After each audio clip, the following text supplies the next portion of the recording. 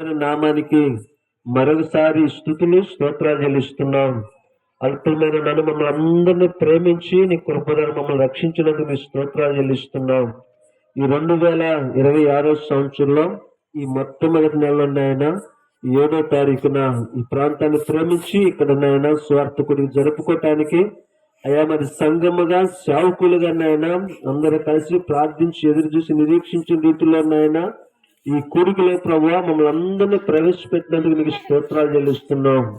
ఈ కొందనాలు మంచి వాతావరణం ఇచ్చినందుకు నీకు స్తుతులు చెల్లిస్తున్నాము నాయన. మరి కొంత సమయం పాటల ద్వారా నీ నామాన్ని ఘనపరిచి కృపన్నాయన అల్పులమైన మా అందరికి అనుగ్రహించినందుకు నీకు స్తోత్రాలు చెల్లిస్తున్నాం. ఈ కొందనాలు ప్రభువా అయ్యా నీ దాసులు మా మధ్యకి నడిపించో. నీ కొందనాలు ప్రభువా నీ దాసు నీ పక్షమని నిలబడిపోవచ్చుండగా నీ దాసుని నీ సులుసట్లు మరుగుపరిచింది ఆయన నీ బూరగా ఓడుకోమని ప్రార్థిస్తున్నాం.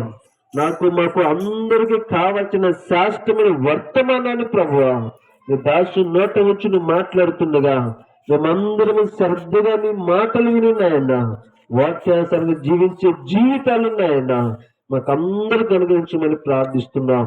నీ దాసుని నీ పక్షం నిలబడిపోవచ్చుండగా నువ్వే సులుచట్ను మరుగుపరిచి నీ ఆత్మ సహాయముతో నింపి నడిపించమని సమస్తలనికి మహిమ తెచ్చుకోమని కృపను కోరుకుంటూ నిద్రాత్మను సోమరతనాన్ని ఆవులంత దురాత్మను యేసు నామ బంధిస్తున్నామని ఆయన నువ్వు నీ కార్యం జరిగించి మహిమ తెచ్చుకోమని యేసు నామం అడుగుచున్నాము మా కన్న తండ్రి.